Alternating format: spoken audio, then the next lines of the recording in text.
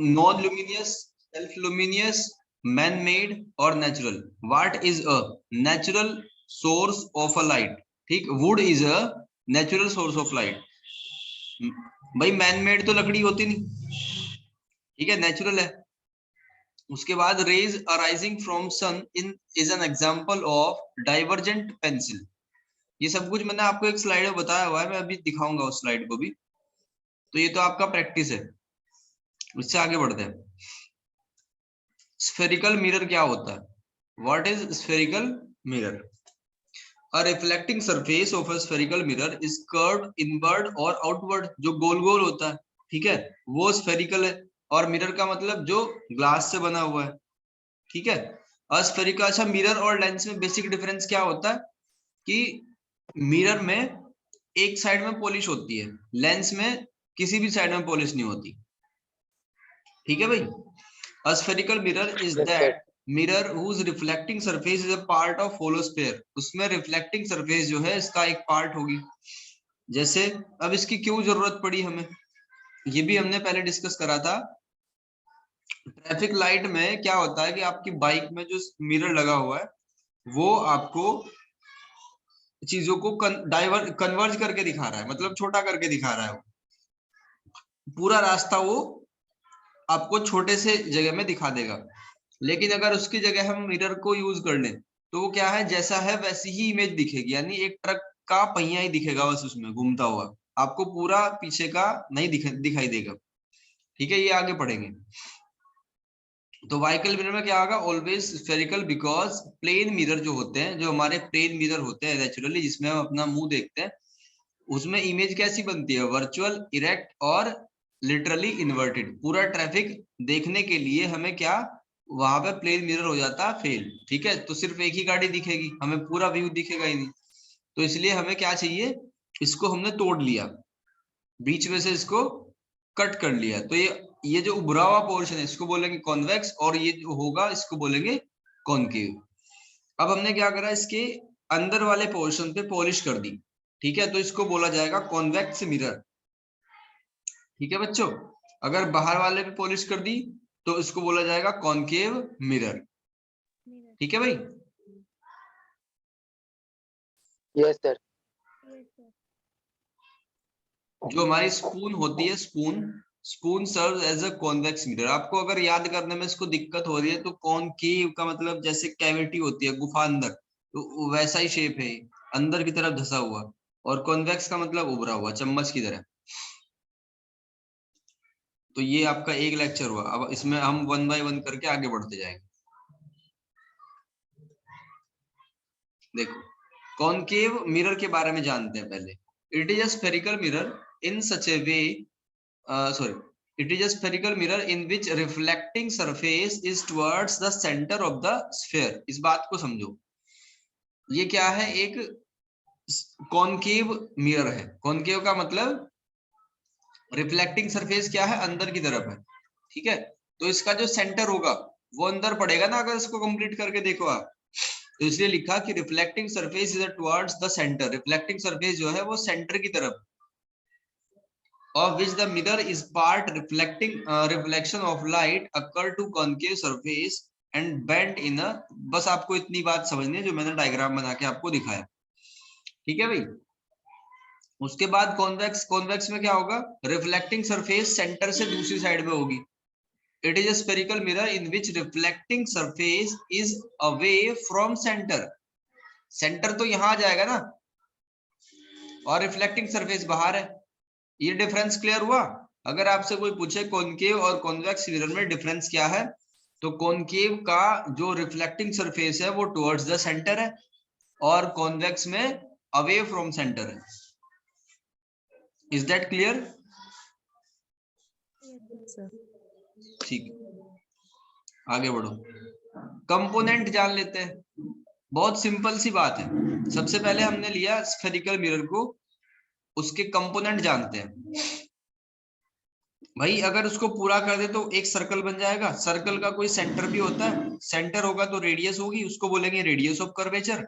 और उसके आधे पोर्शन को फोकस बोला जाता है, रेडियस का हाफ होता है फोकस, क्लियर है। और इसको पॉइंट को बोलते हैं पोल। और इसको बोलते हैं प्रिंसिपल एक्सिस। ठीक है भाई, ये जिस सरफेस से टकरा के लाइट वापस जाती है उसको रिफ्लेक्टिंग सरफेस बोलते हैं, और जो दूसरी वाली होती है उसको ओपेक सरफेस बोलते हैं। यहाँ तक क्लियर है कंपोनेंट्स? Yes sir. गुड। अच्छा, एक चीज और है, ये अपर्चर का क्या था मामला, है ना? P equals to centre of aperture, यानी कि जितनी भी सरफेस है ना, ये पूरी सरफेस है, अगर इसका बाई 2 कर लो तो उसको पोल कहेंगे, और पूरी सरफेस को कहते हैं अपर्चर। ये टर्म्स आ सकती है एग्जाम में।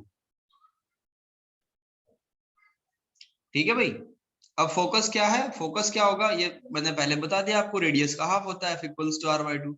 It is a point on the principal axis of the mirror at which rays of light incident on the mirror in a direction of principal axis actually meet after reflection from the mirror। देखो, light रे reflecting surface से टकराने के बाद centre के एक point पे मिलती है, तो उसको क्या कहते हैं? रिफ्लेक्शन। उसको कहते हैं फोकल फोकस। ठीक है, और उस लेंथ को फोकल लेंथ कहते हैं, और ये रेडियस की हाफ होती है। और क्योंकि ये पॉइंट हमने ड्राइव करा, इसलिए कभी भी ध्यान रखना ये कंपोनेंट ऑफ मिरर में नहीं आता। क्लियर है? ये क्योंकि ऑब्टेन करा गया है, इसीलिए ये कंपोनेंट ऑफ मिरर में नहीं आता। हरलीन और यश समझ आ रहा है भाई यहाँ तक? Yes sir. मैं वो रिफ्लेक्टिंग सरफेस और ओपेक सरफेस में मुझे फिर बता दो। एक बार रिपीट करना क्वेश्चन। रिफ्लेक्टिंग सरफेस और ये जो भी ओपेक सरफेस है वो दोनों बारे में। देखो, मान लो ये हमारा एक मिरर है, और कौन सा मैंने इसको बनाया? Concave mirror. तो कॉनकेव में जो मैं ये पॉलिशिंग होती है, ठीक है, पॉलिश कर रखी है दूसरी साइड में, तो लाइट रे जो है वो टकरा के इसी सरफेस से वापस जाएगी। ठीक, तो इसको बोला जाएगा रिफ्लेक्टिंग सरफेस। और ये जो है यहाँ तो क्योंकि लाइट का कोई मतलब ही नहीं है, ये तो पॉलिश कर रखी है हमने, तो इससे तो कुछ भी नहीं होगा, रिफ्लेक्शन भी नहीं होगा, ना रिफ्रैक्शन होगा, तो इसको बोलते हैं ओपेक सरफेस। ओपेक का मतलब अपारदर्शी हिंदी में कहते हैं, यानी कि जिसमें कुछ दिखाई नहीं देता।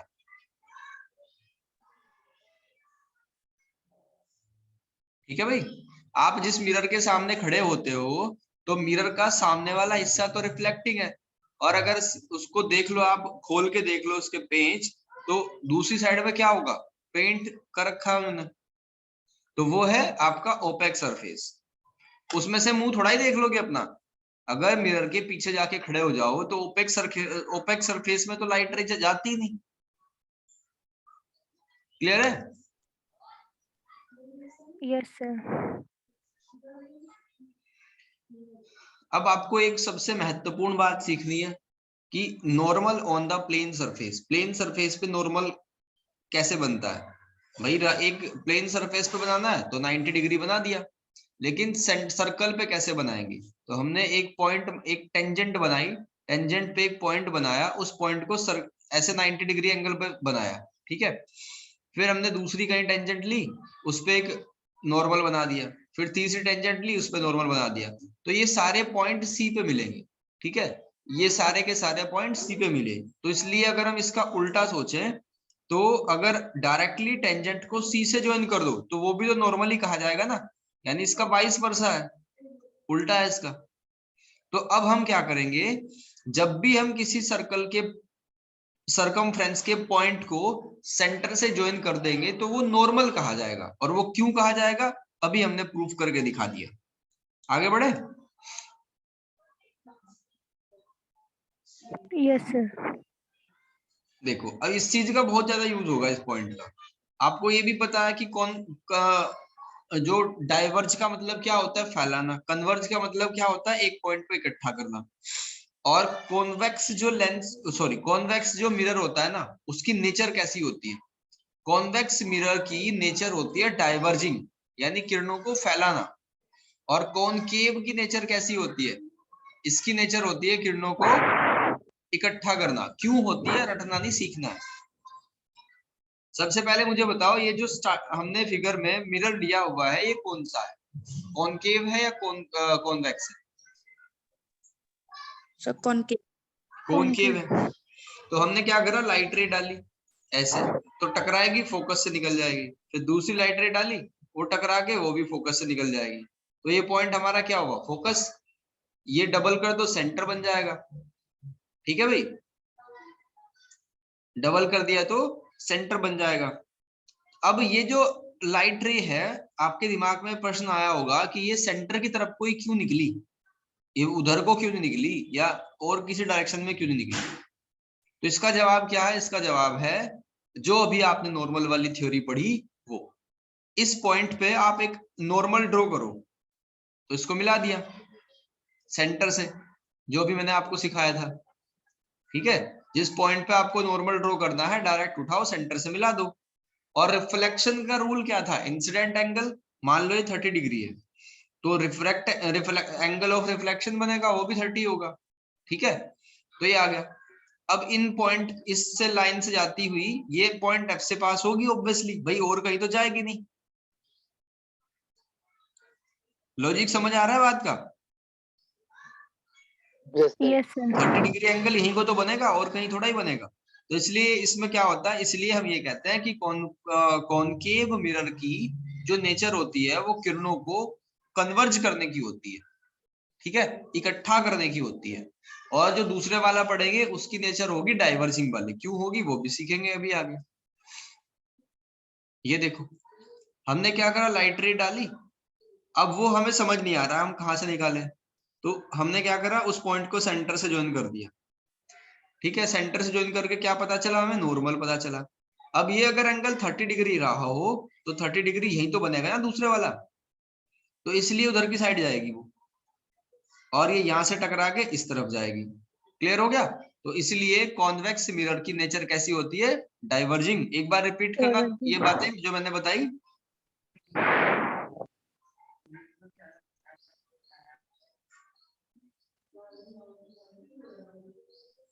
फटाफट बोलो भाई।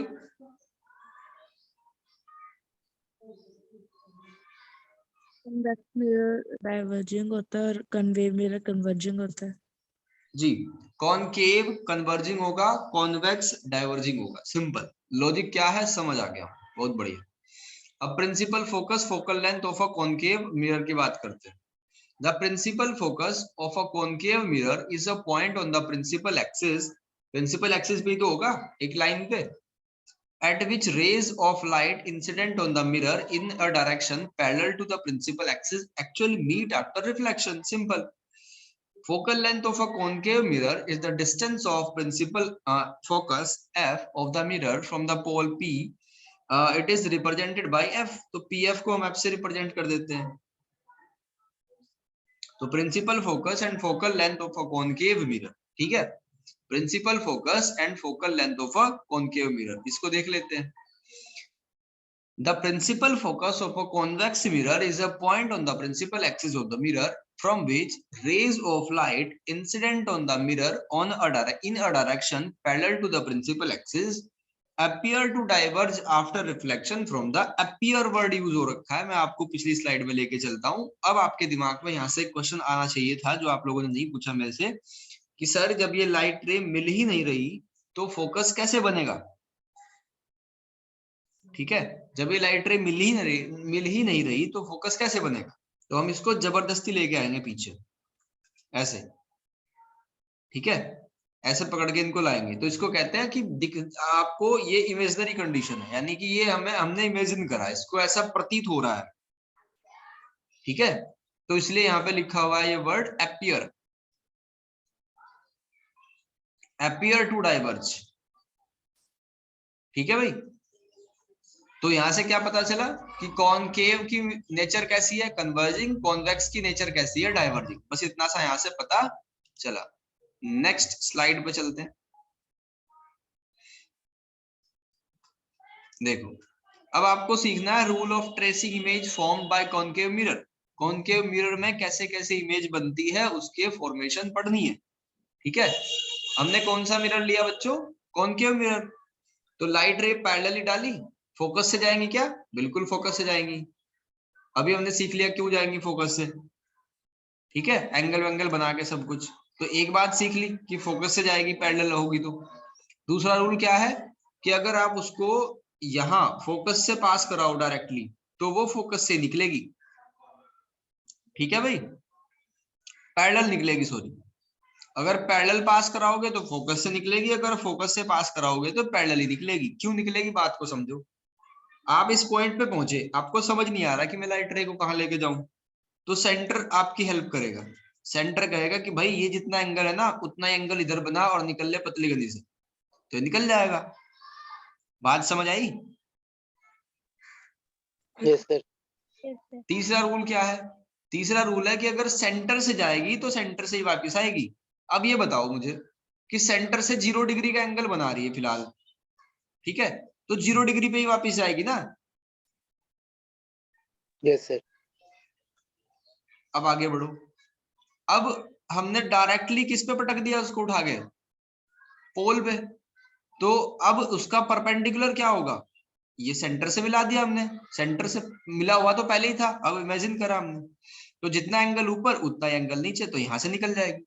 तो मेरे ख्याल से आपको कोई दिक्कत तो होगी नहीं, चारों रूल हमने पढ़ लिए कि अगर पैरेलल ही आएगी तो फोकस से जाएगी, फोकस से जाएगी तो पैरेलल ही निकलेगी, सेंटर से आएगी तो सेंटर से जाएगी, और पोल पे जाएगी तो ये वाला एंगल बनेगा। क्लियर हो गया ना? Yes, sir. गुड। अब image formation of a concave mirror in different position of the object, ठीक है। इमेज फॉर्मेशन को समझो कैसे। जब हम ऑब्जेक्ट को इनफाइनिट पे रखते हैं, ठीक है, तो इमेज कहाँ बनती है? फोकस पे बनती है, Focus. और साइज बहुत छोटी बनती है, हाईली रिड्यूस्ड या हाईली डिमेंस्ड पॉइंट साइज, और रियल इन्वर्टेड बनती है। जब हम ऑब्जेक्ट को सी यानी सेंटर ऑफ कर्वेचर से पीछे रखते हैं, यानी बिटवीन सी एंड एफ, ठीक है, तो आपकी इमेज कहाँ बनेगी? सी और एफ के बीच में बनेगी। जैसे जैसे क्लोज आता जाएगा ऑब्जेक्ट, वैसे वैसे इमेज जो है वो दूर फॉर्म होनी स्टार्ट हो जाएगी पोल से, और साइज बढ़ना शुरू हो जाएगा। ये आगे पढ़ेंगे कि केस हम डिमेंस्ड होगी, इक्वल साइज होगा, ठीक है, और ये सारी चीजें आपको ये फिलअप करनी थी, इसमें कर लिया होगा आई होप। तो फर्स्ट वाले केस को डिस्कस करते हैं। पहले वाले केस में क्या है कि लाइन पैरेलली ड्रॉ करी, ऐसे जाएगी, आपको पता ही है, ठीक है। दूसरी लाइट रे हमने ड्रॉ करी, ऐसे जाएगी, तो जहां बना वो इसका इमेज फॉर्मेशन है। तो हाईली डिमेंस्ड, पॉइंट साइज, रियल और इन्वर्टेड। आपको ये वर्ड ध्यान रखना है, जब भी रियल यूज हो ना तो उसके साथ में क्या चिपका हुआ है? बोलो। Inverted. इन्वर्टेड। और जब भी इमेजिनरी हो तो उसके साथ में क्या है? इरेक्ट। Virtual. इरेक्ट, ठीक है। जब भी वर्चुअल हो तो इरेक्ट, वर्चुअल या इमेजिनरी, और रियल हो तो इन्वर्टेड। दूसरा केस पढ़ लो। हमने क्या करा कि इमेज को, ऑब्जेक्ट को अपने थोड़ा सा क्लोज लेके आए, तो यहां टकरा के तो फोकस से निकलेगी नो डाउट, फिर एक लाइट रे फोकस से जाएगी तो पैरेलली होके जाएगी, तो यहाँ पे क्या होगी? इमेज थोड़ी सी बड़ी बन जाएगी, रियल और इन्वर्टेड होगी, smaller than object. Next case क्या होगा? हमने सी पे रख दिया ऑब्जेक्ट को, तो एक लाइट रे तो वैसे ही जाएगी जैसे पहले पास हो रही थी, दूसरी फोकस से निकल जाएगी, तो अब ये यहाँ पे मिलेंगी, बिल्कुल सी के जितनी साइज पे बनेगी, और सी पे ही बनेगी, बस रियल और इन्वर्टेड है। नेक्स्ट केस है हमारा बिटवीन सी एंड एफ, अगर ऑब्जेक्ट को रख दिया जाए तो फोकस से पास हो जाएगा पहला वाला रेज, फिर दूसरे वाली फोकस से अगर डाले तो पैरेलली निकलेगी, और यहाँ पे कंडीशन बनेगी। ये हमने फोर्थ केस पढ़ लिया। अब देखो नेक्स्ट, अगर हमने सी और एफ पे रख दिया ऑब्जेक्ट को, तो सी, अगर हमने ऑब्जेक्ट को एफ पे रख दिया तो एक लाइट रे पोल से जाएगी, ऐसे निकल जाएगी, दूसरी यहाँ पे जाएगी तो यहाँ से वापस आएगी तुरंत, ठीक है भाई। तो ये तो कहीं पे मिलेगी ही नहीं, लेकिन मान लेंगे कि कहीं दूर जाके ये ऐसे मिल जाएंगी, तो इसमें क्या हो जाएगा? बहुत बड़ी इमेज बनेगी। तो एट इनफाइनिट, रियल इन्वर्टेड और हाईली एनलार्ज्ड। नेक्स्ट, अब हमने एफ और पी के बीच में रख दिया, तो टकरा के क्या हो जाएगा? ऐसे जाएगी और फोकस से, दूसरा यहां से टकरा के वापस हो लेगी, तो ये तो आपको इस तरीके से दिख रही है डाइवर्जिंग, तो इनका मिलने का कोई चांस नहीं है। तो जब इनका मिलने का कोई चांस ही नहीं है तो इधर तो मिलाना इनको बेकार है, कल्पना करनी बेकार है, हम इसको पकड़ के यहां मिला देंगे, तो ये हो जाएगा वर्चुअल एंड इरेक्ट। क्लियर है? तो पहले 5 केस जो हैं उनमें जो इमेज बनेगी वो रियल बनेगी, और लास्ट वाला जो केस है जब एफ और पी के बीच में ऑब्जेक्ट को रखा जाता है तो वहां बनेगी वर्चुअल। ये 6 केस आपको समझ आए? Yes sir. गुड।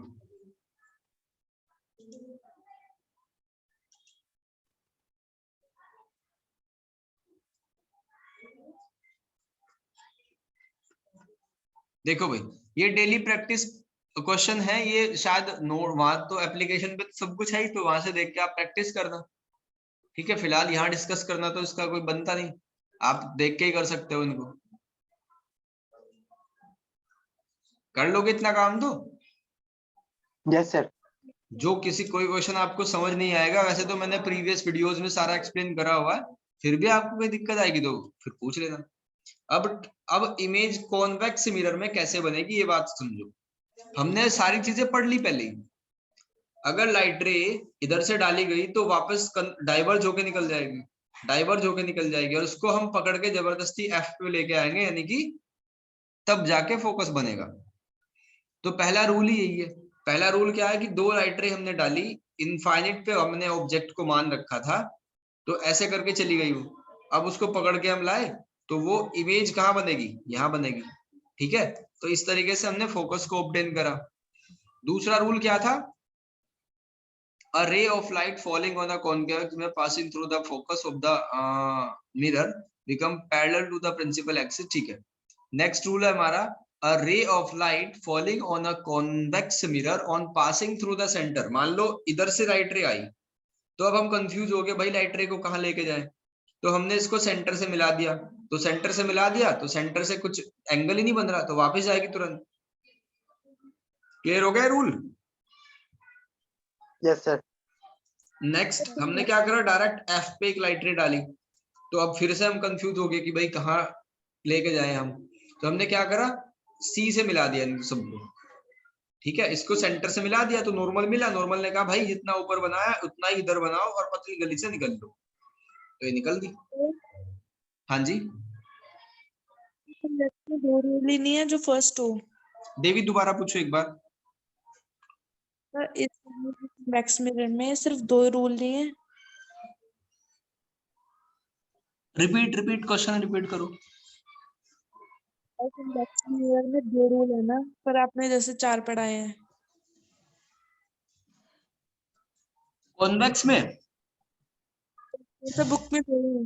हाँ कोई बात नहीं, बुक में आपको छोटा करके दिया हुआ है, मैंने आपको इसको अलग अलग से डिस्क्राइब करके दिया हुआ है,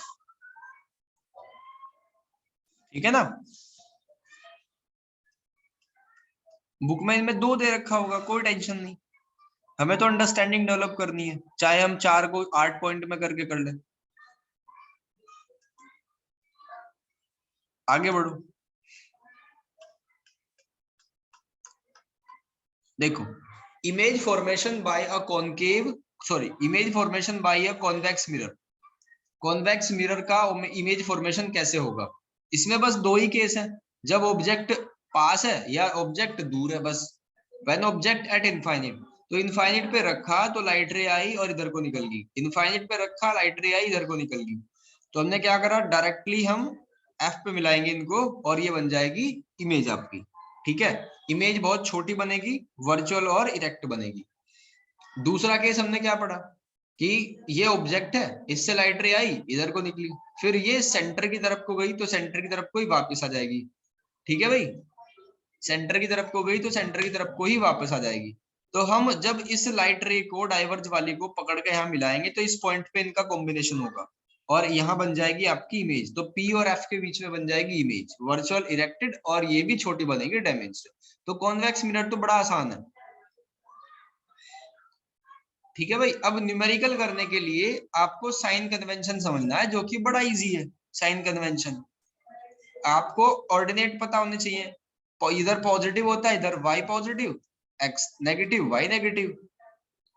तो मुझे बताओ, अगर ऑब्जेक्ट को हम अब तक सीधा ही तो रख रहे हैं, हमेशा ऑब्जेक्ट चाहे मिरर हो या लेंस हो, स्ट्रेट ही रखा जाएगा। तो जब ऑब्जेक्ट को सीधा रखेंगे तो इसका मतलब उसकी जो हाइट है वो y एक्सिस की पॉजिटिव डायरेक्शन में है। तो ऑब्जेक्ट जो होगा, ऑब्जेक्ट की हाइट हमेशा पॉजिटिव होगी, जिसको हम किससे शो करेंगे, HO से शो करेंगे। और HI है हाइट ऑफ इमेज, ये नेगेटिव भी हो सकती है, पॉजिटिव भी हो सकती है, कई बार ये वर्चुअल इरेक्टेड है, कई बार वो रियल इन्वर्टेड है। फोकल लेंथ, फोकल लेंथ को देख लो। फोकल लेंथ इस, अगर हम बात करें कॉनकेव मिरर की, अगर कॉनकेव मिरर की बात करें तो उसमें फोकल लेंथ नेगेटिव डायरेक्शन में है। अगर कॉन्वेक्स की बात करें, ठीक है, अगर कॉन्वेक्स की बात करें तो उसमें क्या होगी, पॉजिटिव डायरेक्शन में होगी। तो फोकल लेंथ इधर नेगेटिव और पॉजिटिव, ठीक है। यू क्या होगा, डिस्टेंस बिटवीन ऑब्जेक्ट, तो डिस्टेंस हमेशा हमने लेफ्ट साइड में रखा है, तो डिस्टेंस यू ऑलवेज नेगेटिव, ठीक है, मैंने सारी चीजें लिखी भी हुई है। यू हमेशा नेगेटिव होगा, वी रियल होगा, इन्वर्टेड होगा तो नेगेटिव पॉजिटिव हो सकता है। एफ बी हमेशा नेगेटिव होगा अगर हम इसकी बात करें तो, कॉनकेव की बात करें तो। H O always positive, H I कभी नेगेटिव कभी पॉजिटिव, तो ये सब कुछ लिखा हुआ है साइन कन्वेंशन का। ये क्लियर हो गया ना यहाँ तक? आपको बस इतना देखना है कि जो लेफ्ट साइड में है एक्स एक्सिस की वो नेगेटिव, जो राइट साइड में है वो पॉजिटिव। जो एक्स एक्सिस से ऊपर की तरफ है वो यानी कि वाई की पॉजिटिव पे है वो पॉजिटिव, जो नीचे है वो नेगेटिव। इससे आगे चले या कुछ कंफ्यूजन है?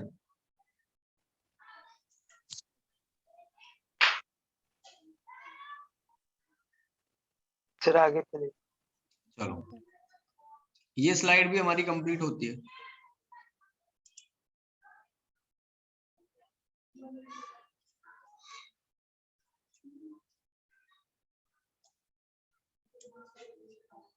देखो भाई, अब इनके यूजेस समझ लेते हैं, है ना। इनके यूज क्या क्या है, कॉनकेव मिरर का यूज क्या है, ये तो आपने बड़ा इजी है, पढ़ ही रखा होगा। डिश टीवी में यूज होता है, सोलर फर्नेस में यूज होता है, टीथ मिरर मतलब डॉक्टर जो है वो इसका यूज करता है। क्योंकि कॉनकेव मिरर क्या करता है, कॉनकेव मिरर का छोटी काम क्या है, छोटी चीजों को बड़ा बड़ा दिखाना, है ना। तो यस सर। डॉक्टर उसको अपने हेड मिरर में भी देखेगा कि दांत में कहाँ कीड़ा लगा हुआ है, कहाँ क्या प्रॉब्लम है। रिफ्लेक्टर ऑफ टॉर्च वहां भी यूज होगा, शेविंग मेकअप में भी यूज होगा, ठीक है। Since in this we need high enlarge image. छठे केस में क्या दिख रहा है आपको, सब बहुत बड़ी इमेज दिख रही है, ठीक है। तो मैंने केस भी लिखे हुए हैं कि सिक्स्थ केस में बड़ी बड़ी इमेजेस दिख रही हैं, तो इसका मतलब हमें कौन से लेंस की, कौन से मिरर की जरूरत है बच्चों, कौन लास्ट केव वाली। मिरर की, ठीक है। अब कॉन्वेक्स पे आ जाओ। कॉन्वेक्स में क्या चाहिए, स्ट्रीट लाइट में हमने लगा दिया, क्योंकि हमें क्या चाहिए, वी नीड ब्रॉडर लाइट, बड़ी लाइट चाहिए हमें। वाइकल मिरर में क्योंकि हमें क्या चाहिए, वर्चुअल और इरेक्ट एंड स्मॉल इमेज चाहिए, तो इसमें छोटी छोटी इमेजेस बनी, तो इसका मतलब इसको हम अपने गाड़ी के मिरर में लगा देंगे, क्योंकि पूरा रास्ता दिख जाए, छोटी छोटी गाड़ी दिख जाए, ठीक है वाला भाई। समझा दो वो। कौन से वाला दोबारा समझाऊं? स्ट्रीट लाइट का कैसे आया, क्योंकि वो तो छोटी दिखाते हैं ना। हाँ जी, ये कैसे इसमें कन्वेक्स है? मैं कह रहा हूं कि जो वाइकल मिरर है हमारा, उसमें क्या जरूरत, क्या नीड क्या है हमारी, कि हम वाले में तो स्ट्रीट लाइट वाले में समझ में।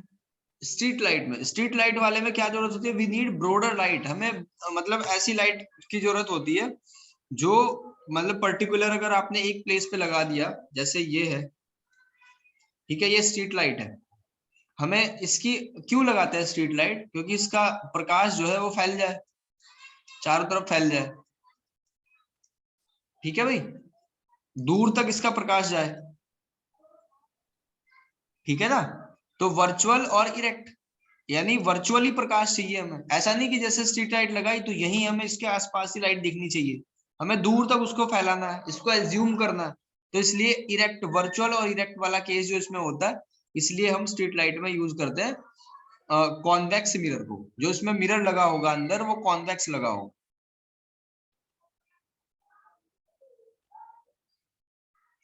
ठीक है भाई। आगे बढ़ो। ये फोटो लगा रखे हैं शेविंग क्रीम में और ये टेलीस्कोप वगैरह में, ये रास्ते में गाड़ी दिख रही है, इसमें देखो ये मिरर है, तो कॉन्वेक्स यूज करा, ये स्ट्रीट लाइट दिखा रखी है ना।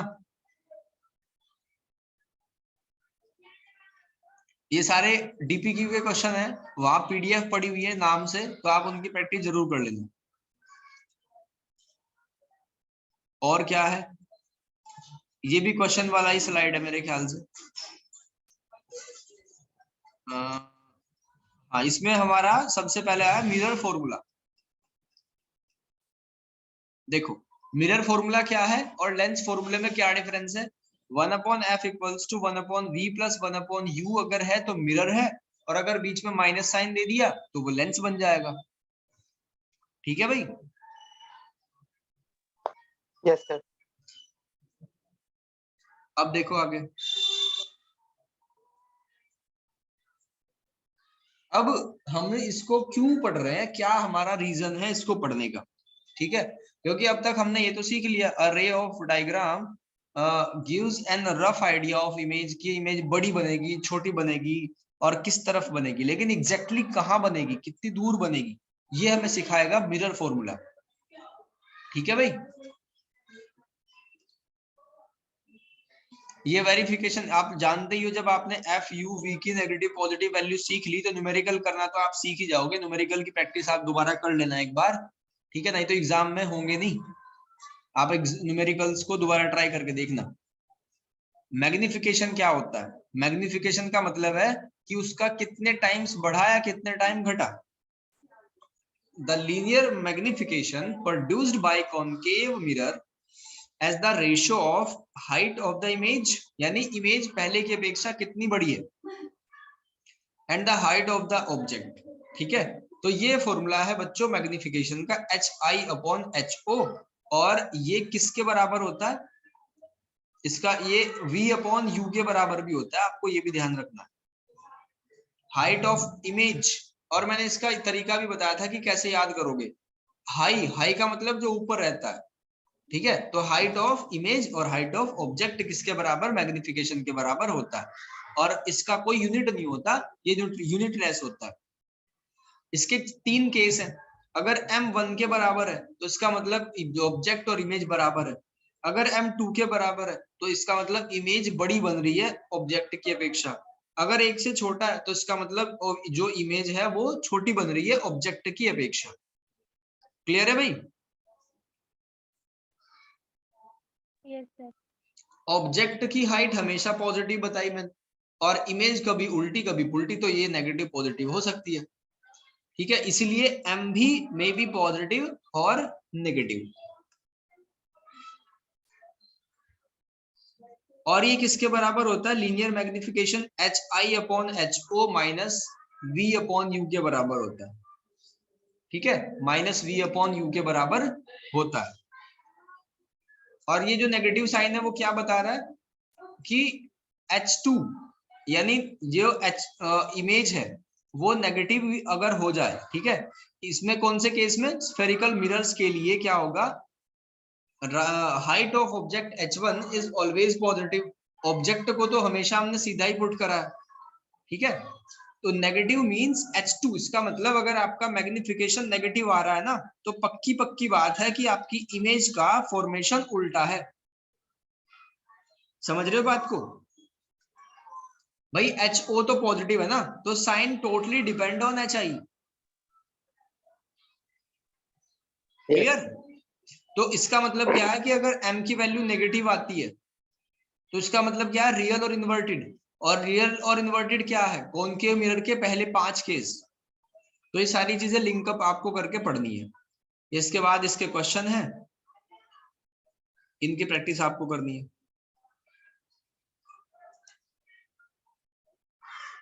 यहां भी ये डीपीक्यू सेशन है।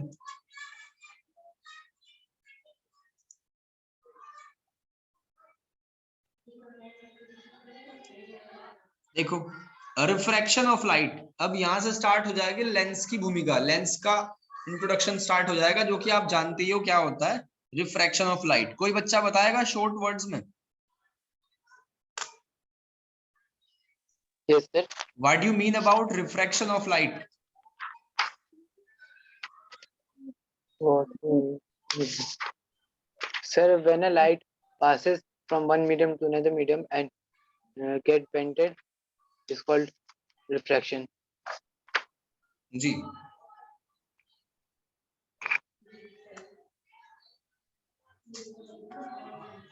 ठीक है।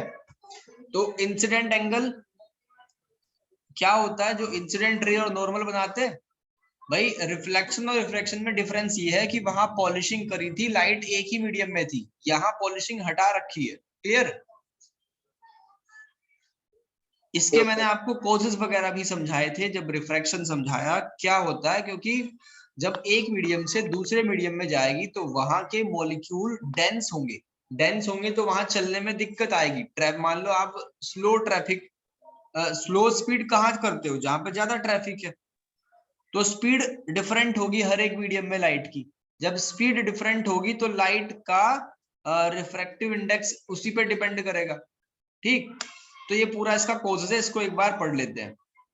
The angle bending of a ray would depend on the difference of the speed of the light in two medium. Large the difference in speed of light, greater will be angle of bending. ठीक है। For example, light will bend through larger scale entering from air to glass. जब हवा से glass में आपने light रे को डाला, then in going from air to water, उसके बाद air to water। ठीक है। There is because speed of light in air, air में स्पीड कितनी है बच्चों, 3 × 10⁸। ग्लास में कितनी है, 2 × 10⁸।